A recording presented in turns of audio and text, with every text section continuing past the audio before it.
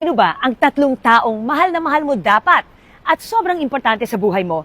Unang-una, nanay mo. Kahit madalas ka naiinis, bakit? Paulit-ulit, ang ingay, naiinis ka. Alam mo, hindi naman uulit-ulitin ng nanay mo ang gusto niyang mangyari kung sa unang beses pa lang na sinabi sa'yo, ay ginawa mo na. Pangatlo, nanay mo pa rin. Kahit nagagalit yan sa'yo, kapag kailangan mo ng tulong, ng suporta, pag umiiyak ka na at namumroblema ka, sino bang tutulong, sino bang andyan sa likod mo? Nanay mo pa rin. Pag nagugutom ka, syempre magluluto yan. Walang lulutuin. Lalabas yan, bibili ng pagkain. Huwag ka lang magutom.